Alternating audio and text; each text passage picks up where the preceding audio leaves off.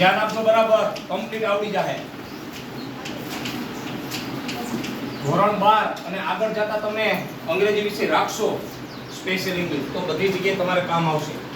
Active passive એનું ગુજરાતી થાય કર્તરી અને કર્મણી વાક્ય પ્રયોગ. શું થાય? તો કર્તરી અને કર્મણી એટલે હું જુઓ 20 થી પાઠ આવતો તમારે. કર્તરી નામ સાંભળતા જ તમને એમ થાય જેમાં કર્તાનું મહત્વ વધારે હોય એ કર્તરી વાક્ય રચના, અને જેમાં કર્મનું મહત્વ વધારે હોય એ કર્મણી વાક્ય રચના. તમારે જુઓ 20 થી પાઠ આવતો ને કે ભાઈ અહીં જણાય. હવે અહીં હું એક વાક્ય લખું છું.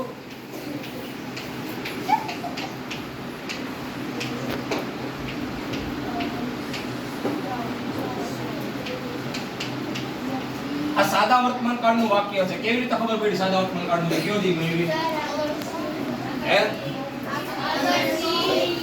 ડેલી શબ્દ આવ્યો બરાબર. પછી ક્રિયાપદની પાછળ એસ કેવું છે. હવે કર્તરી વાક્ય છે. કેવું છે? she sings a song daily. તે દરરોજ એક ગીત ગાય છે, જેમાં કર્તાનું પ્રભુત્વ હોય. આ એક્ટિવ વાક્ય છે. અને આપણે શું કરવું છે? પેસિવ કરવું. શું કરવું? પેસિવ. તો સૌથી પહેલા આપણે ક્રિયાપદ ગોતવાનું. શું ગોતવાનું? ક્રિયાપદ કેમ મળશે ગયોજી? એમને મળશે કેમ?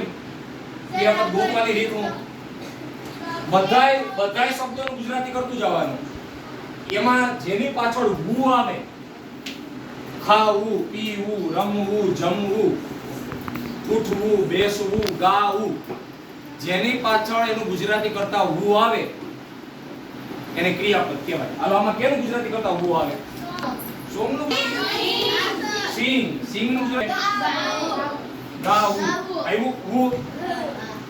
તો આવું થયું ક્રિયાપદ. ક્રિયાપદ ઉપરથી આપણે કર્તા કર્મ ગોતવાના. Subject object. ઇંગ્લિશમાં કર્તાને સબ્જેક્ટ કહેવાય ને ક્રિયાપદને વર્બ કહેવાય. શું કહેવાય? વર્બ.